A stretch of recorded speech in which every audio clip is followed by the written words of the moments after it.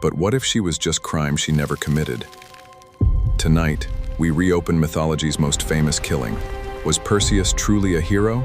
The death of Medusa. Was Perseus a hero, or history's most celebrated killer? History remembers Perseus as a hero. History remembers Medusa as a monster. But what if everything we've been told for over 2,000 years is wrong? What if Medusa was never the villain? What if she was the victim?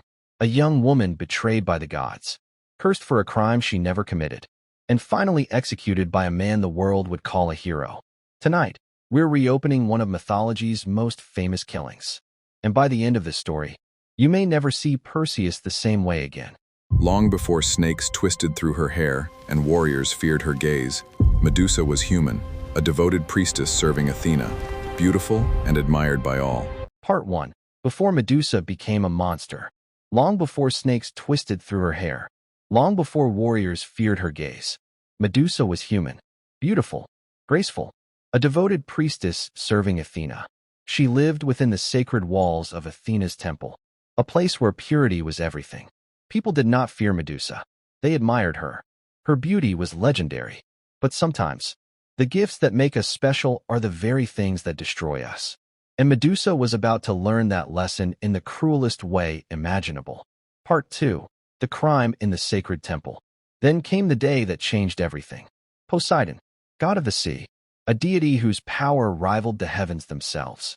According to several ancient versions of the myth, Poseidon forced himself upon Medusa inside Athena's sacred temple. It was an act of violence, a tragedy, a crime. But what happened next was even more horrifying.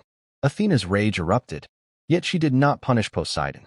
She punished Medusa, the victim, the innocent girl.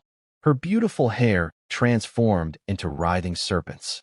Her face became a nightmare, and her eyes gained a terrible curse. Anyone who looked upon her would turn instantly to stone. In a single moment, a young woman became the most feared creature in Greece. Banished alone, forgotten. They remembered only the monster. History erases the suffering, and it preserves the fear. Part 3. The monster that society created. Banished to the edge of the known world. Medusa disappeared from human civilization. Alone, broken, forgotten. Yet the legends continued to spread. Warriors came seeking glory. Hunters came seeking fame. Kings came seeking power. Each one believed they were facing a monster. Each one met the same fate. Stone, one after another. Statues began to litter the land around her lair. And over time, people forgot who Medusa once was. They forgot the frightened girl. They forgot the victim. They remembered only the monster. Because history often does that. It erases the suffering and preserves the fear. Part 4. The Hunt of Perseus. Meanwhile, a young prince named Perseus received an impossible mission. Bring back the head of Medusa. The gods themselves aided him. Athena gave him a polished shield. Hermes gave him a divine sword.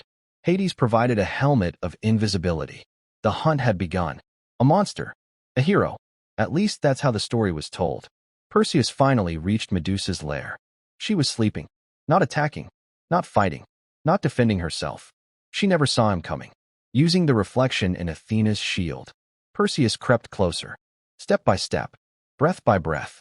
Then, one swing. One strike. One moment that would echo through history. Medusa's head fell. Blood spilled across the earth.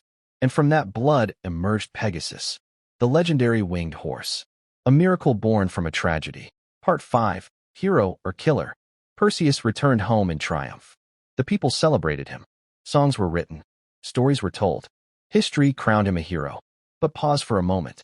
If Medusa was a victim, if she never chose her curse, if she was punished for someone else's crime, then who exactly did Perseus kill? A monster? Or a woman abandoned by the gods? Perhaps that is why Medusa's story still captivates us thousands of years later. Because it isn't just a myth. It's a story about injustice, about power, about blame, and about how history is often written by those who survive.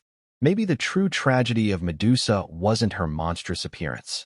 Maybe it was that no one ever asked for her side of the story. Ending. So now the question is yours to answer. Was Perseus truly a hero? Or was he simply a killer remembered as one? Tell me what you think in the comments below. I read every comment, and I'd love to hear your perspective. If you enjoy dark mythology, forgotten histories, and stories that challenge everything we think we know. Don't forget to like, subscribe, and turn on notifications, because in our next journey, we'll uncover another myth whose truth may be even more disturbing than Medusa's. And trust me, that story is far darker than you can imagine.